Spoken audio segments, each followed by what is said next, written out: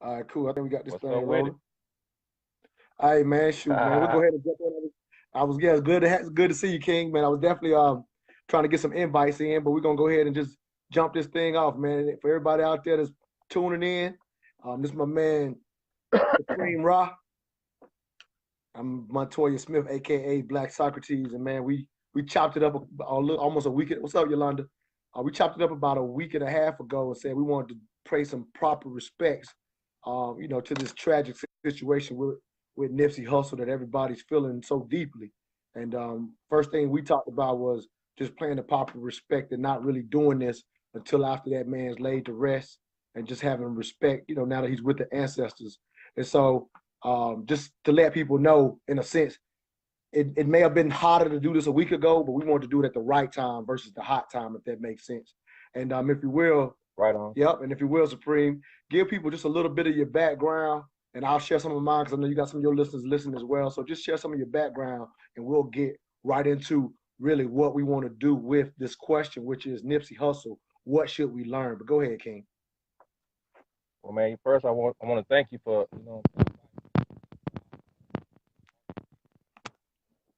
We might have lost your audio. yo yo. All right, we good now. All right, all I heard you say was thank you, and then it went out. Yeah, thank you, man. Thank you for inviting me, man. You know what I'm saying? I'm Supreme Rock Africa, Lone Star RBG organization here in Texas. I also affiliated with the Uhuru Academy, and I'm just ready to get it in, bro. Now, I appreciate you. And again, I know you got some people tuned in as well. My name's, again, Montoya Smith, aka Black Socrates. I do the Mental Dialogue talk show every Saturday morning. So this really is almost like a live pop-up show per se. Because I, call it Mental Dialogue tonight on Facebook Live. But as I was, kind of saying, the question for this evening is Nipsey Hussle, what should we learn? And I've been following you for a long time, King, and I really respect what you do. Just to dig into just some of the initial happenings, we're not going to go through all that back and forth that people have already been through. Again, we want to really talk about what we should learn from it, how to honor this man's legacy. But I think it's only proper Right. just to speak about day one and something that in following you that I knew I could take to the bank, which was obviously when it initially happened and people were trying to figure out whether it was true or not. Based on your background, you was able to reach out, even though you're in Texas, reach out all the way out to the streets of LA because you got those type of connections. And you pretty much knew well before most people what had happened. And you really say, hey, unfortunately, I got the information. Here's what really happened amongst all the conspiracies. And you said, I'm going to bed because I can't waste time with all these conspiracies that people are finna put out. And this was a kind of like almost the day that it happened, you said, I'm going to bed. I cannot watch Facebook because I know what they're going to do. And the last thing I'll say, and I'll let you jump in, was, as this was happening the first few days, I win, and you could tell me if you heard this as well, but the family was concerned about how far this stuff was going, just out of respect for not even, didn't even know what had happened yet because they was trying to, obviously get the investigation going or whatever. So, and to a certain extent, even they felt somewhat disrespected by what we did on the internet per se. And you was like, I'm cutting the internet off because I got the word. Go ahead, King. Right. So what's the question? Well, I'm just kind of just having you speak on that initial night. Well, administration knowing I got some yeah. I got some people in LA, you know what I'm saying, that's close to the 60s hood, you know what I'm saying? And a couple of 60s is out there. And I just asked them what was going on. Like any other thing in the hood gonna know first. The streets know. You know what I'm saying? The word gonna spread fast, man. And I talked to some reliable brothers, a couple of reliable brothers, man, and they just told me exactly what happened. Right. And this, yeah, and this is how much respect so I got for you. And then you can't. Now go ahead. I'm sorry, King. And so I can't listen to nobody in North Dakota. Then I already done took it to outer space and shit. You know what I'm saying? Right. We gotta quit doing that, man. Just cause it don't seem right. A lot of shit don't seem right. A lot of these killings it don't make sense. Right. But you gotta use our brain and our minds and common sense sometime, man, and quit with we so I think that living in America is so much stress on us, it's so much pressure. Yeah. That's a form of escapism. Right. You know what I'm saying? Absolutely. We just we trying to escape, and anything we can grab hold of that's not part of this, that's not part of the norm, we gravitate to it, man. But we got to accept the norm. Right. Absolutely. This is it. Yeah. Absolutely. Absolutely. And I wanted to, and I think I told you this via Facebook, in a sense, face to face on Facebook Live, is how much I respected you sending that word, because I followed you long enough. And you know, again, I don't know your full background, but you definitely move with the type of respect that I knew that you wasn't finna put anything out that wasn't solid. And so, as I told you, I was able to run with it and say, hey, Right. I considered you a reliable source because you come from that cloth where you don't speak on nothing unless you know. And so I knew that I could do that, because I'm definitely known for researching My word. but your words stand. And I just want to tell you I appreciate it about you, King, and then we're gonna get really off into this thing. Thank you, brother. Well, you know, I'm from the era, man, where your word meant a lot. You know what I'm saying? My word is important because that's all you got at the end of the day. You know what I'm saying? So I don't I don't put shit out just for the fuck of it. You know what I'm saying? And if I do, people know that I'm joking. Right. You got people putting stuff out that they say is fact and ain't got a clue on what's going on. Like, why would you, like, we spend so much time combating misinformation, right? That we've been fed. Why would you use your platform for misinformation? Why would you cause confusion? We already got enough of it. Yeah, the why this soon, but I go speak to the why. I got this saying I always use. You know, You're breaking up a little bit, bro. You're breaking up a little can you bit. hear me now? Am I coming through now? Yes, sir. All right, cool. I said I was gonna say it this soon, but I'll tell you the why. It's you know, I consider myself a philosophy, so I'm always coming up with those sayings or whatever. But the saying I use when it comes to people who choose to do that by choice, I always say perpetual struggle. Perpetual struggle is a hustle.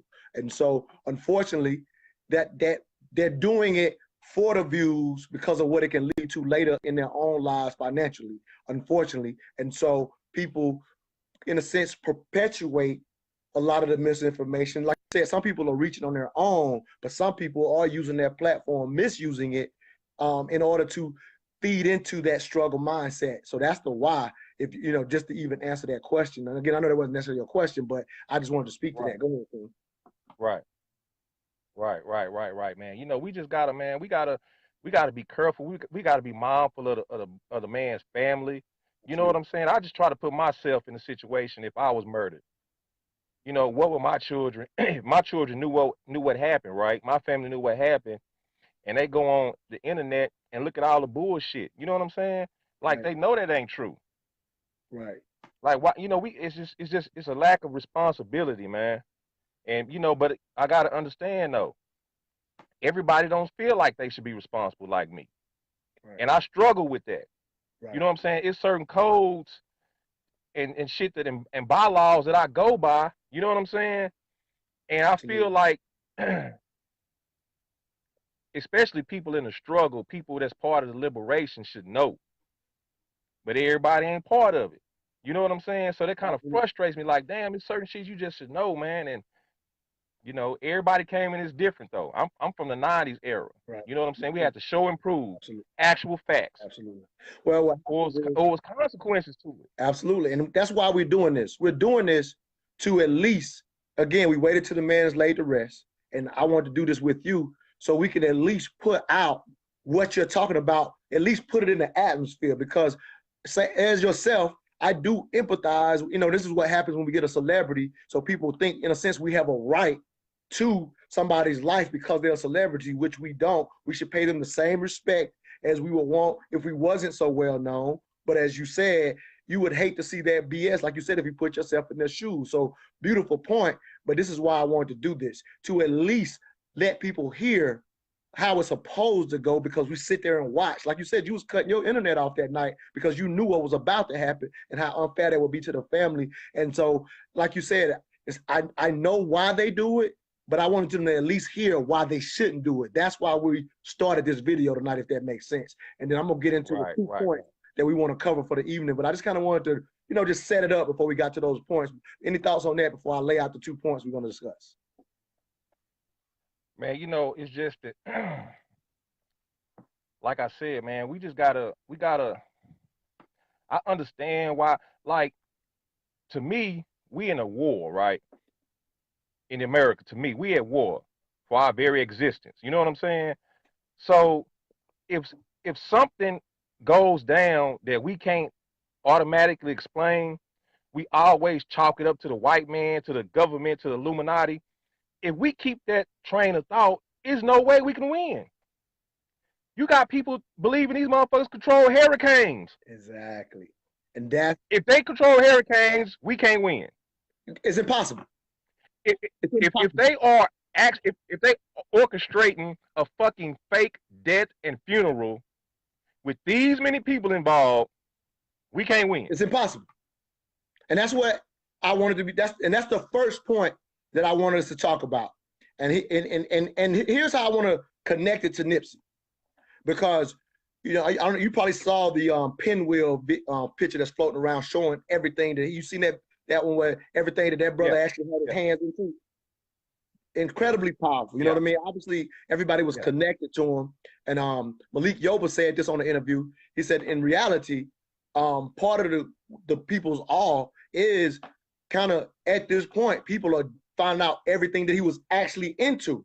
So that's actually playing a role in why this man is garnering so much respect. So in seeing that pinwheel, what I thought, because what everybody's been saying the last couple of weeks is a good thing, you know, that we all, in a sense, should strive to be like a Nipsey Hussle. I'm pretty sure people have woke up with a little bit of extra hustle. I know I have, you know, just, you know, at the launch of this man, which is a beautiful thing. That can uplift us all if people are hustling and grinding harder towards their dreams with a commitment to, you know, to one another. That's the part, that's the easy part that everybody's talked about. What I and not to cut you off, we got to understand it wasn't just him by himself. Beautiful. He had a team. Absolutely. He had a team. You seen his mama. Right. You seen his daddy. You seen his brother. You seen his friends.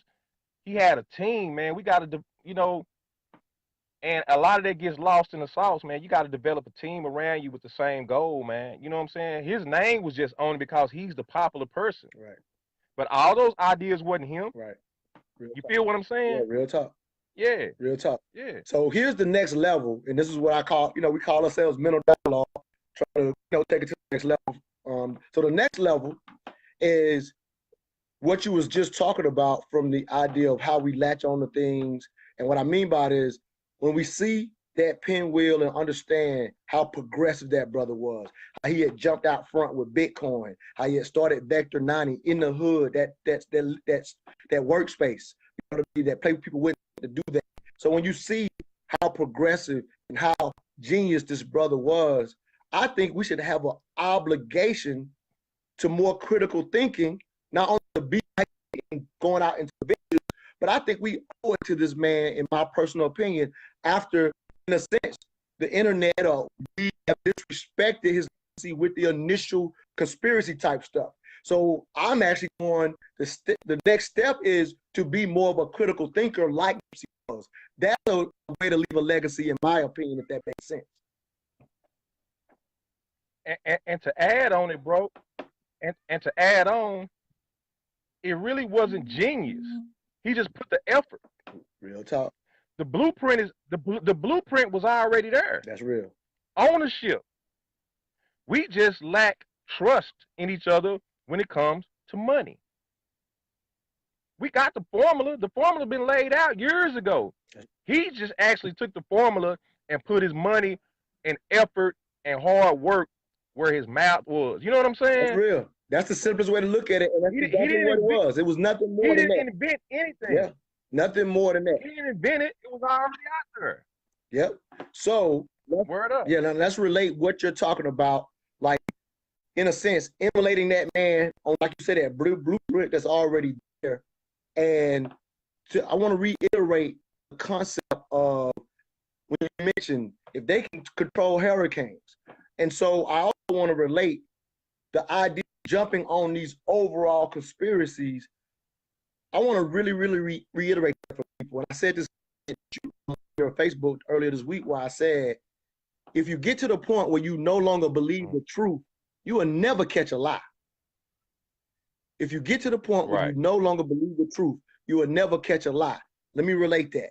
So what happens is we absolutely have to be aware of different attacks that are happening to our community. We have a very unfortunate long history on all types of high-level attacks that have happened to our community. But where we miss the boat is, which gives us validity to be concerned when it comes to our community. We have a valid reason to be basically conspiracy theorists. We have a valid reason, specifically us white Americans. So I want to make that clear before I say the next point. So we have a valid reason to be so. What happens is, but we also have history that you could study to learn the tactics. And when you learn the tactics, then you get to throw out a lot of the BS stuff that is not a tactic. And because, as you said in the beginning, once you start latching on to these power things, or the idea that our government, as I was call it, would be in the weeds, if that makes sense. Be in the weeds meaning not only would they, for example, we know the attacks on Dr. Martin Luther King or Malcolm X or Huey P. Newton, at the level that they had rose to. You can go back and look at the COINTELPRO papers. They released them after 50 years, so you see the actual attack and why they became targets, or even like a James Baldwin, but never becoming a target. Like, I'm just pointing out things to show that they're not getting in the weeds of a young man buying a building. And my point being is, right, if we have them controlling the weeds too, if they have the capacity to, for example, because this is happening right now, most people don't know it, but right now, Russia and the United States is competing like hell for the North Pole right now. I'm talking about some real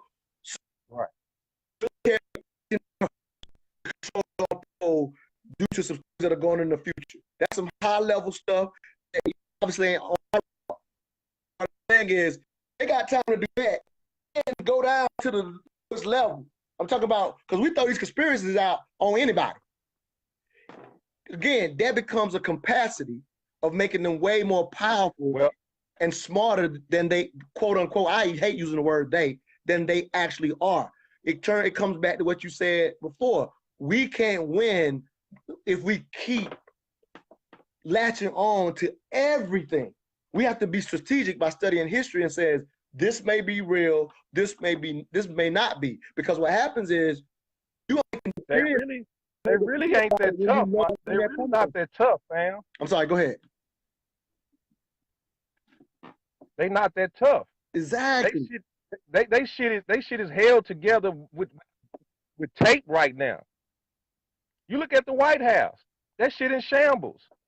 That shit more ratchet than Love and Hip Hop. You know what I'm saying? Like, we got to get to the point, man, to where we got to move with them in our blinders. You know what I'm saying? Exactly. Forward is the motion. We read every fucking book. We know every economical plan. We got the spirituality. We got all that. We just got to move. We got to go on, come on with it. Everybody ain't going to be down, but all we need is enough. Nah, fair enough. We need to quit worrying about them, man. And even if they did kill him, right? Even if they did kill him, they fucked up. Because there's too much good shit coming out of it. Yeah, you won't even you got gangs in LA. Conspiracy. Right, absolutely. Like if you want to give any type of validity to it, then it was a wrong play. But it's as smart as we got them, they gonna figure that out too, right? Like you got to post today. Right. It's like Nipsey deserves us getting to the critical thinking. That's what I feel like has to come out of it, so that we can separate the real from the fake. And again, There's a history of us of different attacks systematically. That's the things that are still a concern. But the things we focus on are the things that are in the weeds, that are not part of the systemic stuff. It's stuff that's not even coming at us. Like you said, put them in our blinders but we're putting that stuff out front and letting it get in our way.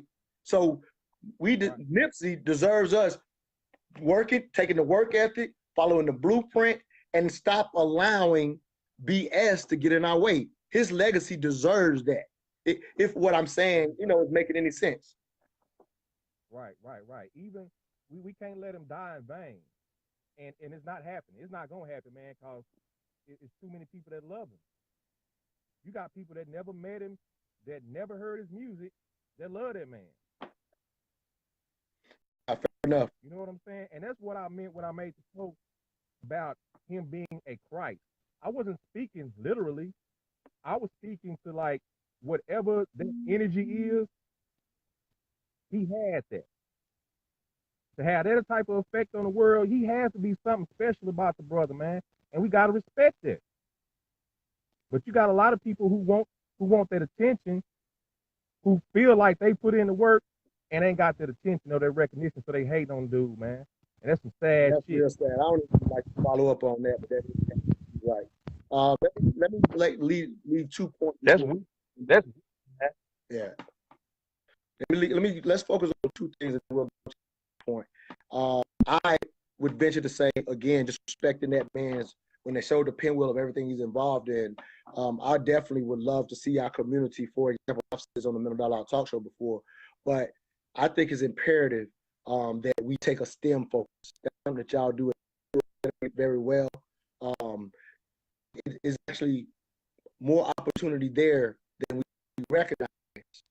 And as long as we get caught in the weed, worry about the BS, and think about conspiracies, because some people don't realize there are real forces that won't have a chance. They don't realize that's what they're real forces. They ain't got respect, but then you made them control hurricanes. Like you really are subconsciously making them gods. That's just keep it real. And so I'm saying all that to say that you're making them gods. Absolutely. But see, with some of us, they ain't never stopped being God. That's real. You feel what I'm saying? Yeah, that's real. Just cause some people claim consciousness, they don't mean they ain't let that crack of God go. So they just replace Jesus with the Illuminati, or with or the government. I don't know if it's breaking up for the people listening. Can you hear me now? Yeah, you're coming through. Yeah, we just replace one white deity with another one. Yeah, that's real. If a motherfucker control the weather, that's God. Yeah, that's real. And you know what I'm saying? And so yeah, absolutely. Yeah, that's what. And that's like I said. I promoted this post saying we shouldn't give power to when we latch on to these BS conspiracies when the real was right there for us. And it came out once. You said it the first night. That's what actually happened. And again, we owe that to that man's legacy. We owe to focus on, as again, I think infrastructure and STEM. That's what I saw when I read that man's pinwheel and the type of things he was focused on.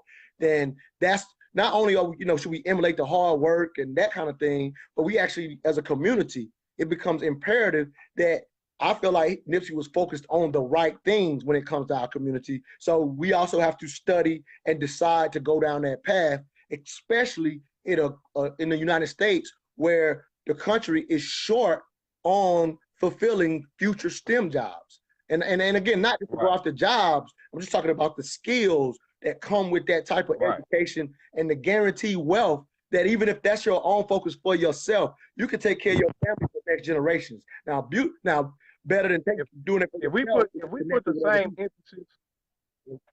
If we put the same emphasis on STEM in our basketball little leagues and football little leagues and baseball little leagues, man, it'll advance us so much faster. You know what I'm saying? We our priorities on the wrong shit, man. Do we not owe it to this man's legacy to talk about where our priorities should be if we're gonna really not let him die in vain?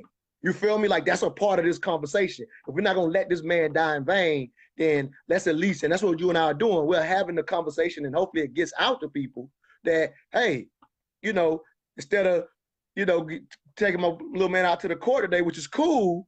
How about that extra math lesson? How about that, you know, and people are, you know, there's plenty of people that are already heading away in STEM, but they sometimes have trouble filling their classes. And I'm gonna leave this story, and we're gonna move on to the second point. I always talk about this on Mental Dialogue. The country of India, we know we have a special visa that a lot of them get and a lot of Chinese get because they have the skill set that Americans in general are lacking, right? Just all United States, not just us, but the whole United States is lacking. So they have this special visa where they come in the country to fill high level scientific, you know, science jobs, doctor jobs. And so in their country, they have a commitment where they get that money together and get that child that can get that visa. They go to school here, get that, and they literally bring the whole family over with all the money that they make. And for them, it's like our NFL. It's like our NBA. Our STEM positions in America are like the league for them.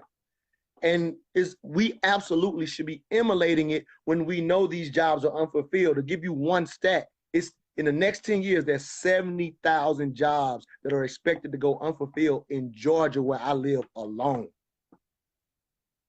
Wow. So I appreciate what y'all do at the Huru Academy with a very strong STEM focus, but our priority has to change. And that's one thing I would like to be a legacy of Nipsey Hussle. And you see what he's involved in. I want to see conversations evolve to, you know what? Let's go copy what this brother did, because it will bring our whole community along. And that's kind of the last thought. I'll give you a last thought on it, but I wanted that to be a major part of this man's legacy. I think what a lot of people need to look at too, man, is how he localized this strategy. You got to start local. Like, you got to start with friends, family, and community, and everybody on the same wavelength, on the same vibration, and move forward like that. That's how we started with Lone Star RBG. Localize, same agenda, and push forward. Because we're not going to get no major unification across state lines and shit like that. We just not, you know what I'm saying? The internet helps, but it's best if we physically do it in our local cities. Absolutely. Develop a tribe. Mm-hmm. Develop a tribe and work with that, and work within that tribe, and do that in your city, and then the other cities will emulate that. Just like we need to emulate what Nipsey did. Right. It's really a simple blueprint. All it takes is money, trust, and sweat. Fair enough. If you listen to his brother, his brother was saying how they went broke to get that building. Right. But a lot of people, a lot of us, not willing to do that. Right. Because we don't trust each other when it comes to money. Right. Yeah. To me, that's the final step. Financial and economical trust amongst us, bro. Yeah. Once we get that, it's on. We do everything else. We come together for everything else. But when it comes to, I got 10,000, you got 10,000, she got 10,000, let's go get this building and do whatever it takes. Some people do it, but definitely not enough. Yeah, that's real. And that's the historical distrust that has been bred in us. And this actually segues us into the last point that I think we need to make in reference to Nipsey's legacy. So, you know, you're absolutely right, not enough. And we know that our historical distrust has been bred into us. I want to talk about this statement that I hear quite often. And I was watching you, and that's when I knew you were the right person to have this conversation with. And this is going to sound crazy for people who have been listening already, because we're really about to flip this. But again, I think this is a proper legacy that should come from Nipsey, and which again is to get us towards what I call right thinking. I always say, if you think right, you can act right. A lot of times people are action oriented while people still have messed up thinking. That's going to be a disaster, in my personal opinion. So anyway, with that said, there's this statement. You know, obviously it was a heartfelt loss. But there's a statement that a lot of people were saying after it happened, and it was, we got to do better. We got to do better. That's a narrative that's been handed to us as a community that we don't quite understand. And I wanted to see if you and I could break that down. And again, for me following you, I would assume, and I may be wrong, you could tell me, that's cool, we'll dialogue about it, but I would assume you're not a fan of that statement, as I am not. The statement that, you know, I thought, I'm not a fan. Go ahead. I'm not a fan of that statement when we trying to prove something to somebody else. See, a lot of people make that statement because they're embarrassed by white folks or non-black people looking at them. See, we got to do better. Look at us. That's why we don't get no respect. You know what I'm saying? But on the other hand, we do have to do better, but only for us. So only between us. Right. So we ain't got to do better for nobody else. Well, what happens is, right. What happens is efforts that you make and all these groups make within these neighborhoods and these communities is the steps that people are always taking and continue to take. And so when you latch onto this, we got to do better. I've always said you're shitting on the teachers, the mentors, in the communities, these programs in these communities where people are committed to ensuring that these children are not becoming, quote unquote, a statistic. Like, so just saying we got to do better, in my opinion, for one, shits on all the real efforts that are always being made. And here it is. Let's put these communities in perspective too, Supreme. Let's put these in perspective. So perspective is, even in LA, I think you were right? Or something like that. Where you at? You breaking up a little bit, bro. I'm saying, even in LA, can you hear me now? Are you able to hear me now? Is it coming through? Still not coming through? I don't know what to do. My signal seem to be good. You good? You good now? Okay. So what I was saying was, even in, am I right? Can you hear me? You can hear me? I don't think my man can hear me. Dang, I wanted to get this done. No, keep going, bro. Okay, cool. So I look, you follow Mental Dialogue, the show or whatever, and I'm really a diehard stat dig in researcher. So a lot of times I bring numbers to the table, and I want to give people a perspective about we got to do better. For the way you said it, I want to give people a perspective about it. So in a year, a lot of black murders, for example, anytime there's 10,000 black murders in a course of a year,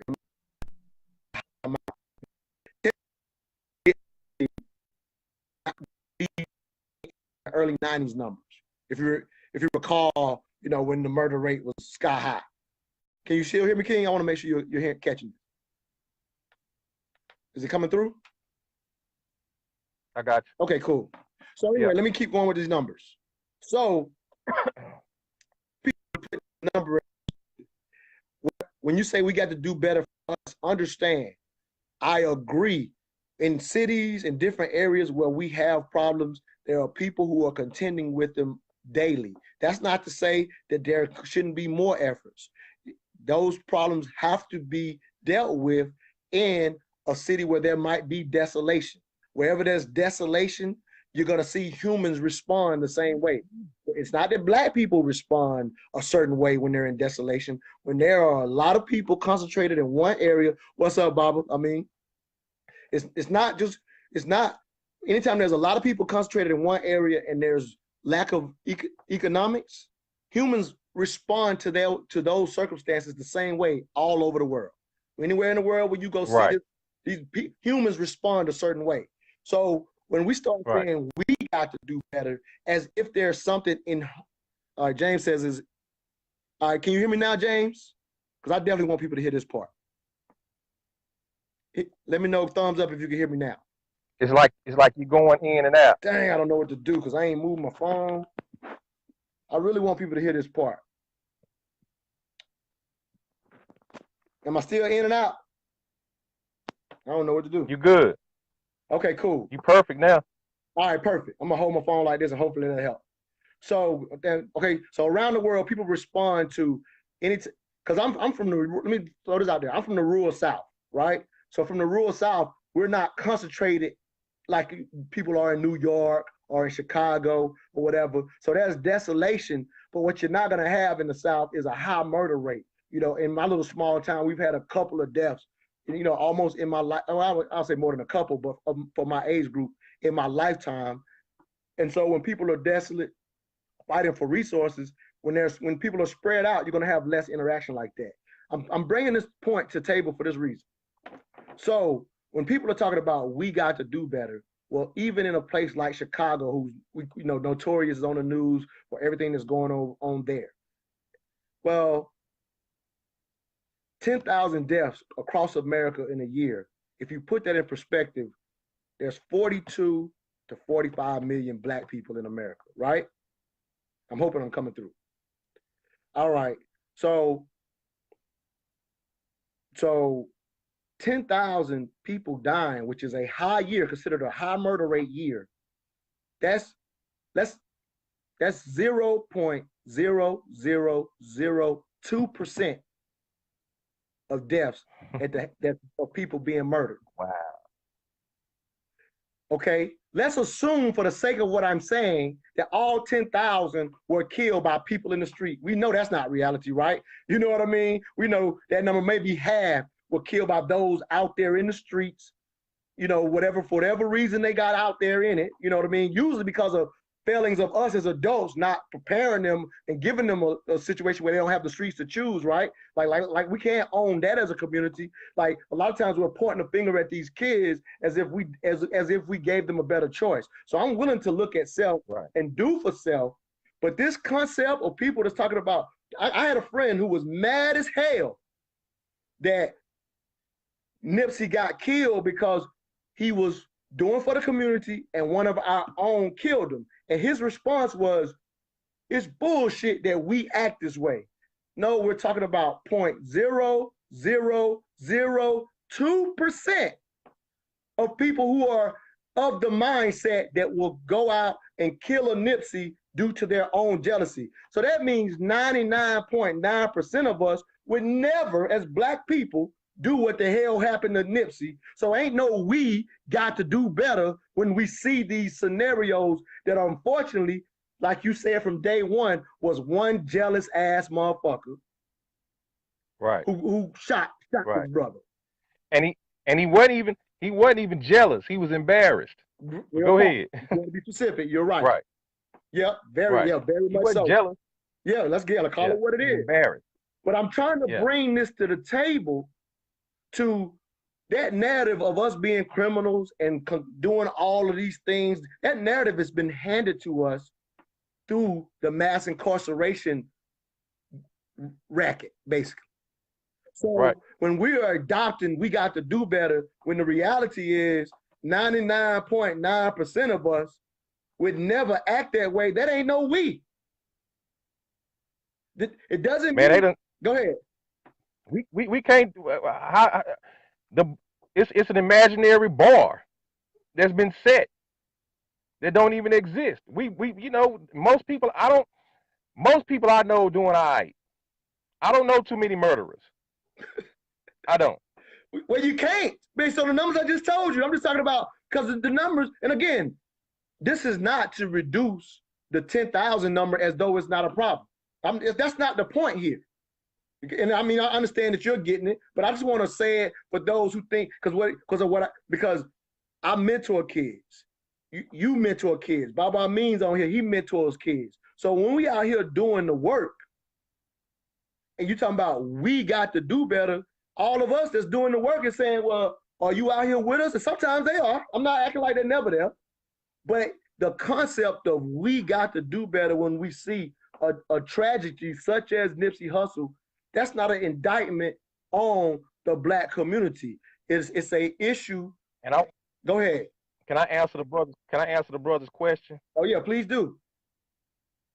He was embarrassed because he got put off the set. Right. And was slapped in front of his peers. That's why he was embarrassed.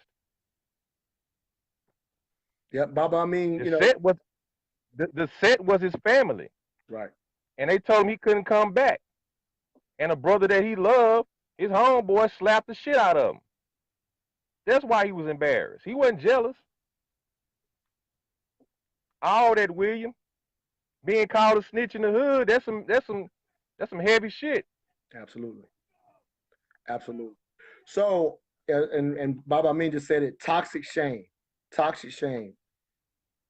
James, yeah, basically, real quick, James, this is the specifics. And again, I want to get into the legacy part, but the specifics is, yep, he was it was concerned about him being a snitch. They kicked him out of the set. As Supreme just explained to you, again, I'm not even getting into those specifics, but those only thing I'll say about those specifics is that type of scenario ain't got nothing to do with we. And so I would offer, and we can get close to the end on this thing, Supreme. I would offer that another thing that should come out of this legacy, even though we know that Nipsey came out of that life, he didn't run from it, he represented that life, whatever. He obviously progressed past it, and obviously all of us would never want to see anybody bring harm to him. Well, I feel like another thing that's owed to his legacy is not to be accepting narratives as if there's an inherent problem with us, when he's a prime example of how to overcome it, even at the worst levels. Most of us, I'm from South Carolina, the South. I'm glad I didn't have to grow up like how NWA introduced that lifestyle to those of us who had no idea that that's their world, the underbelly of America. But do not confuse the underbelly of America as if those scenarios were not created. I challenge anyone to go listen to Dissect, the first season when they did they dissected To Pimp a Butterfly, and the narrator, a white dude, goes into the history of what Compton was like before the gangs came about. And you and I both know those gangs came about in reaction to the white gangs at the time that were terrorizing our community. I know you know that as well, but I'll share that for the people that are listening that won't even know why they started. And again, I'm not trying to give credit, but if you find out what happens to the economics right after that point, that they came to protect the community, when you understand the economics that was intentional through redlining, through job depressing, removing jobs from the community, and it becomes because it was one of the few places that the few blacks who had decided to go west, most that went north, right, during most of the migration. Right. But those that went there, right, that was where they settled together and had a thriving. Compton was a thriving community. And so when you understand, that's why I made that post, man. People really need to study and research how it all started, and also the culture and how I migrated and why I migrated from Los Angeles throughout the whole country. People just don't know. They don't understand, man. It's just a lack of information, it's a lack of knowledge that's readily available. You just gotta study it. Yep.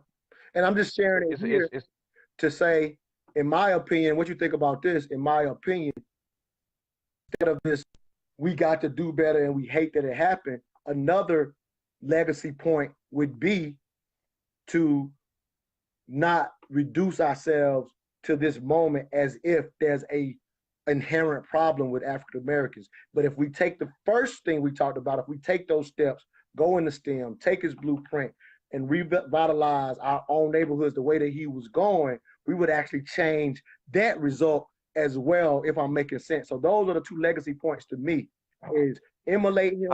Go ahead. I think it's going to spark a lot of people. I think it's going to continue to motivate those who already own it, and who ain't on it, you can't worry about it. You can't worry about who not doing what. You got to focus on who doing something, man. Right. You know, we spend too much time worrying about who ain't doing it, who ain't on it, man.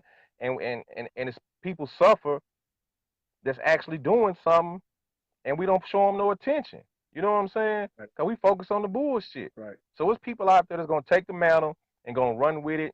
You're going to see marathons popping up all across the country. Absolutely. Yeah, let me and that's what we got to focus on. Let me say one thing. You just made me think of a point that I keep seeing people making, and I just want to, again, critical, realistic thinking. So you're absolutely right about people that are doing the work that are all, in a sense, maybe not getting recognized, and some people have been inspired. I got a brother reached out to me. They want to recognize people here in Atlanta that are doing the work, and it's been sparked because of Nipsey Hussle. So what you said is you know, it is happening, as you said. But there's also one other thought I would like to challenge and just see what you think of it. But even the concept of the idea of, I wish we would recognize people in a sense in this manner before they die. And it's like there's a level of I'm sorry, I had somebody on my phone. There's a level of it's almost like a lack of understanding that the reality is anytime that's doing anything as great, anybody that's doing anything as great as that brother was or whatever, it's always gonna be that heartfelt for the community. It happens in your local community. So that's not abnormal. I definitely love the concept of give people the flower, you know, give them their flowers while they're here. But the reality is his recognition was coming along the way. So it's almost like it becomes, in my opinion, over negative to just kind of, for people that are just pushing that narrative. I just want to throw this out here. This wasn't something I had planned to talk about, but it becomes over negative to push the narrative as if that's not what's, in a sense, always going to happen when you lose a big patriarch or a big matriarch for a community. That's just a reality. And I think we should just appreciate that ascension to the ancestors. That's just one thought I just want to throw out there real quick. Right. I mean, everybody can't fulfill certain missions and can't walk in certain shoes, man. And we gotta humble ourselves and understand that that was his role, that was his mission. You know what I'm saying? And sit back and be humble about it. And also, like, I'm not sad in that sense.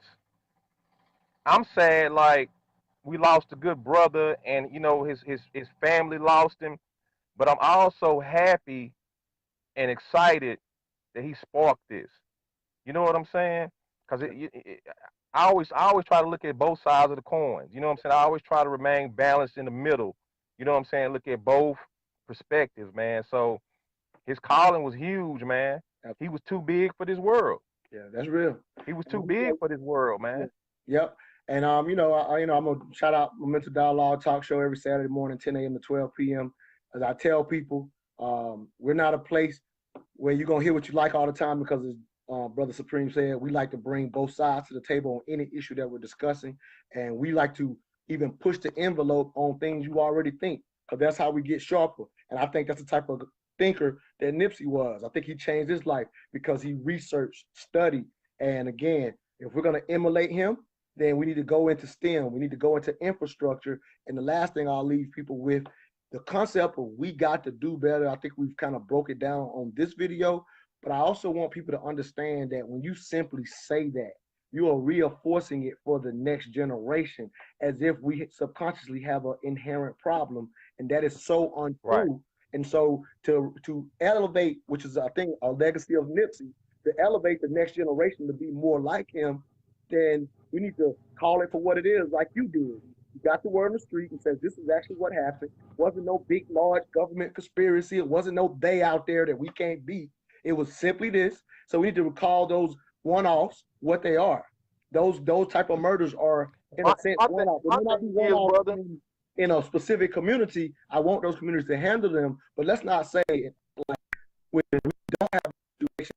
There's plenty of thriving Black communities where we don't act that way, and that's because the opportunities there, whether we make them or take them. And so that's not who we are. So we need to quit saying it as a people. I'm sorry, King. That's all I got. And my thing is, man, if you're gonna roll with the conspiracy shit, figure out how to stop it from happening in the future. Damn right. If you ain't figured out how to stop them, then we just talking. We just asking questions. Well, why this? Well, why that? That don't sound right. What about this? What about that? It's a waste of time to me. Yeah. Some people, you know, they get excited about it and that's their lifelong mission. But I just feel like it's more important shit going on and we can focus on and put more efforts to food, clothing, shelter. Practicality. Absolutely. Let me tell you a couple comments before we go. Baba Amin says, my issue is when we say no other race kills each other or no other race is divided. It's a lie. He's absolutely right. Or whatever. There's no group is a monolith. We did the show on what can we learn from Asian Americans. I brought on a Chinese guy and a brother that was mixed Korean and Black. And it's one of my most listened to shows. And it was beautiful to hear how they think it's laughable that we think they're together, like and to a certain extent, because no groups are monoliths, but we apply these narratives to continue reinforcing that there's something wrong with us. That is not the case. Robert Lawson says, I gained something watching this. That's why we did it, King. I got together with this brother who I know speaks straight, no chaser. I consider the Mental Dialogue Community Club truth seekers, and that's what this brother is. That's why I follow him. Please go follow. Tell them how to follow you if you want some more. You know, if anybody's listening that don't follow you, tell them how to follow you, Supreme.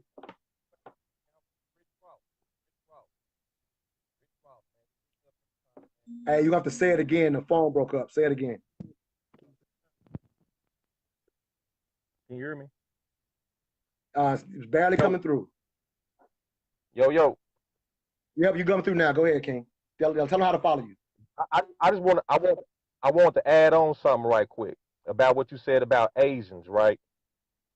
Okay, please go ahead. When I was in a federal penitentiary, I learned the different ethnic groups of Asians hate each other.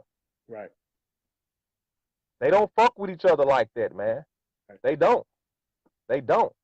I seen more Mexicans kill each other than I seen black people kill each other. Nah, that's real. So we got. Yeah, I'm gonna add on to it. Yeah, I'm gonna add on to it. One time I sat by this sister on not sister. She was Chinese, I believe, Chinese American. On a plane. This blew my mind. I almost wrote a book because of this, and I'm gonna write another book, not the one I had planned to write. But I was riding with her, and and I love having dialogues with all people. That's just who I am. I talk, have dialogues. Well, I'm talking to her, and I'm just telling her I was considering doing some things about different races, and so she got involved. She said to me that in their meetings, that they literally sit around in their meetings and go back and forth and says, why can't we get together like the black people do when they have a cause? This is what she said, that they say in their meetings.